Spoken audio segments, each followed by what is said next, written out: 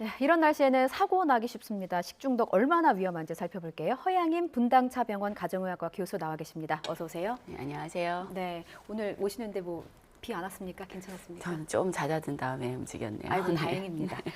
그 조금 전에 이제 냉면 사고 봤는데 60대 남성이 그냥 냉면 한 그릇 드신 거거든요. 그런데 네. 식중독에 걸려서 이렇게 사망까지 할 수 있는 겁니까? 네, 사실 대부분 식중독이 이제 건강하신 분들은 구토와 설사, 뭐 발열이 있더라도 자연 치유가 되는 경우가 많은데 예. 기저질환이 있다거나 연령대가 높거나 어린아이 같은 경우에는 이렇게 전신 감염으로 인해서 폐혈증, 즉 다발성 장기 부전이 일어나면서 예. 이제 빠른 시간 내에 상태가 안 좋아지면서 사망하실 수도 있습니다. 그렇군요. 네. 근데 해당 지역 커뮤니티에 올라온 그 숨진 남성의 가족이라고 네. 말씀하시는 분이 올린 글을 제가 다 읽어보고 왔는데 굉장히 건강하셨대요. 아침마다 뭐 등산도 다니시고 했다고 하시더라고요. 네. 병원 가서 치료를 받은 지 사흘 만에 지금 사망을 한 건데 폐혈성 쇼크가 왔다. 네. 이게 폐혈성 쇼크라는 게 구체적으로 어떤 겁니까? 폐혈증이라고 하면 일단은 균에 감염이 되고 나서 균 자체가 혈액 내에 발견이 될 때 우리가 폐혈증이라고 얘기하는데 네. 혈액을 타고 균이 돌아다니면서 여러 장기의 기능 부전, 즉 뭐 심장은 잘 안 뛰게 하고 뭐 신장은 잘 우리가 독소를 잘 거르지 못하게 하고 간 예. 기능도 떨어지거나 예. 다발성으로 장기들이 막 망가지는 증상이 일어나는 거고요.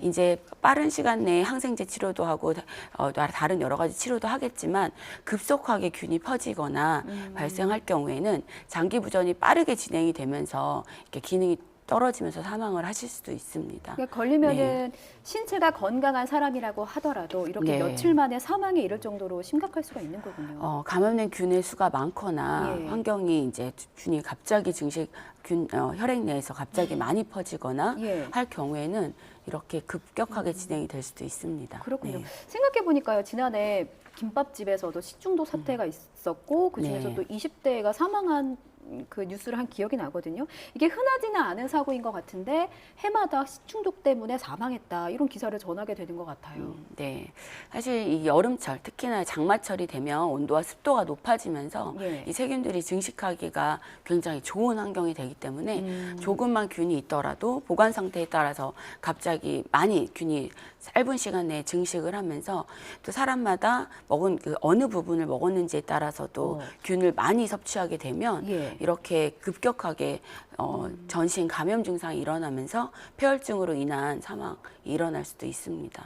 해당 사고에서는요, 그 냉면 한 그릇에 올려져 있던 달걀 지단에서 살모넬라 균이 나왔다고 합니다. 근데 생각해 보면은 뭐 냉면 먹으면서 달걀 지단 많이 섭취한 것도 아니잖아요. 네. 그 달걀 지단 이만큼의 그 고명에서도 균이 많이 검출될 수가 있는 건가요?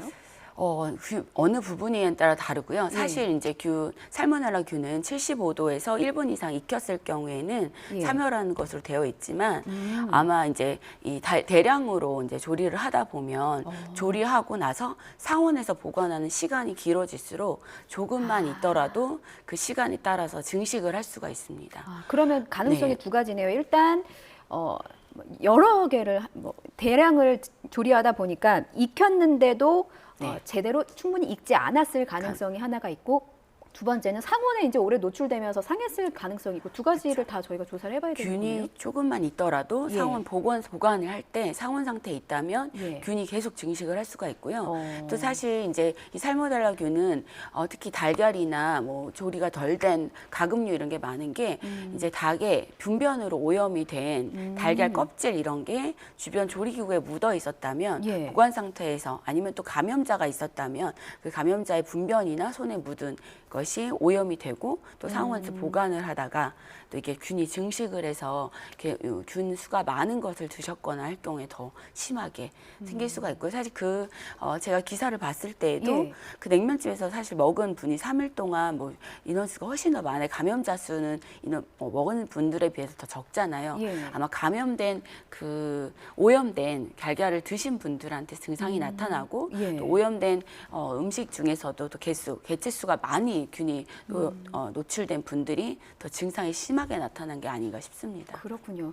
통계를 봤더니 최근 5년간 살모넬라 식중독균의 한 77%는 달걀에서 나왔다고 해요. 근데 교수님도 아이 키우고 계시잖아요. 네. 일주일에 달걀 얼마나 드세요?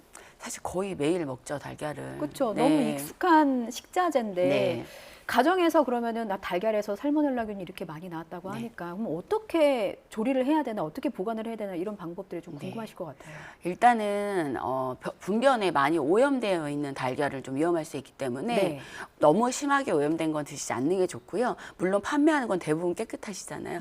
아니면 닦아서 보관하거나 항상 냉장 보관을 반드시 하셔야 됩니다. 3도에서 5도 사이로 보관을 해야 되겠고 또 달걀 껍질이 깨져 있는 달걀은 버리시는 게 좋아요. 달걀 값이 너무 비싸니까 맞아요. 뚜껑 깨져 있으면 아까운데 그냥 내가 네. 먹을까 뭐 이런 생각도 하게 되고. 근데 이제 껍질에 혹시라도 균이 묻어 있다면 예. 안으로 오염이 될 수 있어서 깨는 게 어. 좋고, 그 다음에 특히나 노약자나 어린이 또 임산부 같이 면역이 덜어져 있는 분들은 노른자까지 잘 익혀서 드시는 게 또 예방할 수 있는 방법입니다.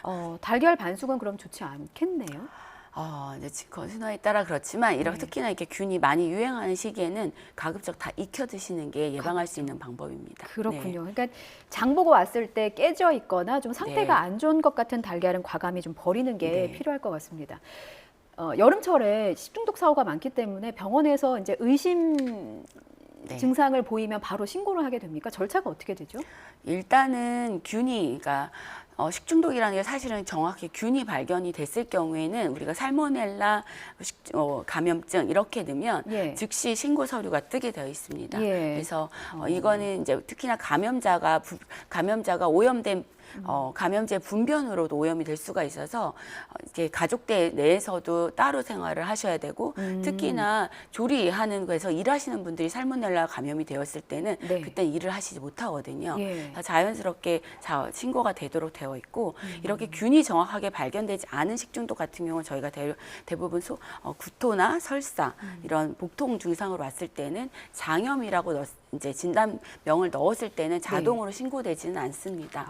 그래서 특정 균이 발견이 되거나 의심이 될 때에 진단명을 넣었을 때는 자동으로 신고하게 되어 있습니다. 그럼 지금 네. 말씀하실 때 장염은 신고가 안 되고 식중독이라고 넣어야만 신고가 이제 자동으로 된다고 네. 말씀하셨는데 일반 사람들의 입장에서는 식중독에 걸렸을 때 증상이랑 장염에 걸렸을 때 증상이랑 비슷할 것 같아요. 다른 점이 있습니까? 사실 같죠. 네. 사실 장염이라는 건 결국 소장이나 대장에 염증이 생긴 것을 이제 넓게 얘기했을 때 장염이라고 하는데 예. 식중독은 특정 음식을 통해서 균이나 독소에 의해서 감염이 의심될 때 우리가 식중독이라고 이야기를 하고 보통은 그래서 진찰을 할 때 같이 어떤 음식을 드신 적이 있는지 연관성이 있는 음식이 있었는지 아니면 같이 먹은 사람들도 같은 증상이 일어나는지 예. 이제 특히나 이제 날 음식을 드셨다든지 이런 계란이나 이렇게 오염될 만한 음식, 뭐 김밥, 계란 이런 게 요즘 여름철에 가장 많이 일어나는 음식 중에 하나거든요. 예. 그러니까 의심되는 이제 식품이 있는지 확인을 하고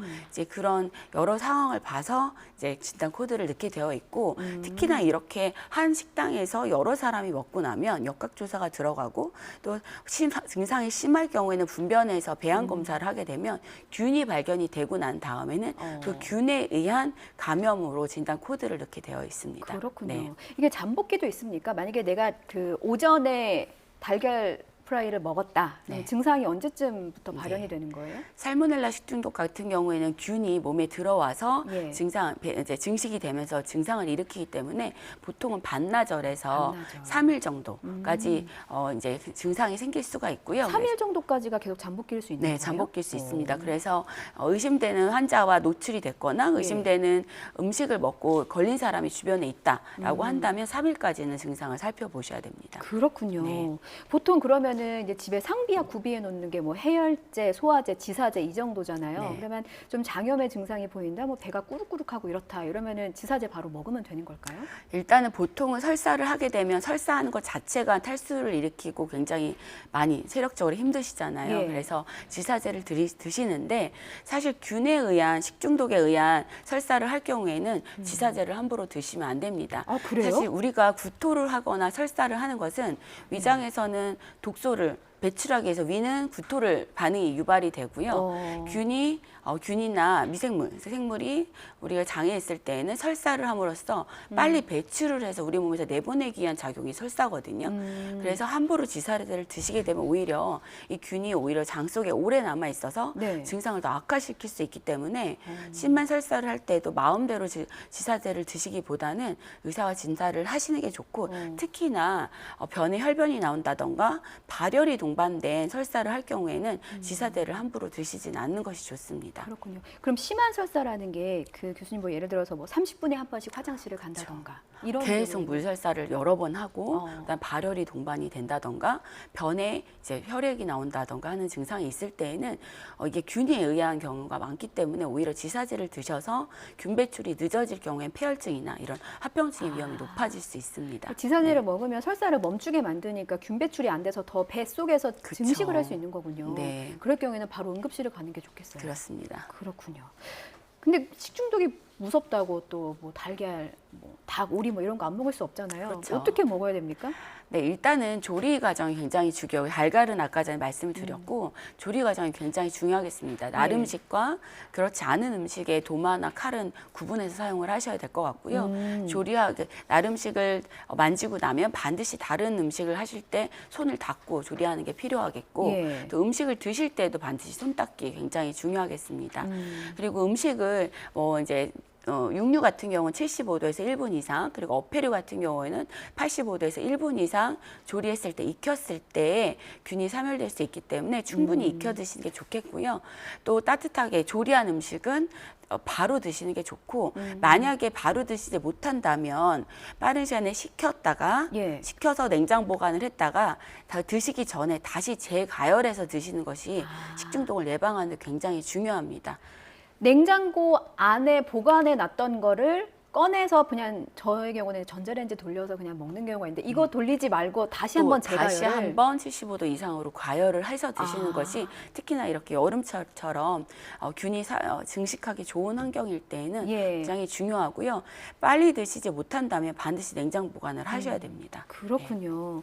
그 익혀드 먹어야 한다라고 강조를 하셔서 그 이거 한번 질문 드릴게요. 그 최근에 학교 네. 급식에서 열무김치에서 이제 맞아요. 예, 개구리가 나왔습니다. 근데 익힌 게 아니잖아요. 그러니까 물론 폐기 처분 됐습니다만 네. 잘 모르고 열무김치를 먹었을 경우에 익힌 게 아니기 때문에 혹시 탈이 날 가능성도 있는 건가요? 있죠. 사실 살모넬라균이 가금류랑 그러니까 네. 가금류의 배변 그리고 감염된 사람의 분변을 통해서 많이 감염이 된다고는 했지만 예. 사실은 파충류나 양서류, 개구리의 대장에서도 살기 때문에 애완동물을 만지고 나서 감염되는 경우도 있습니다.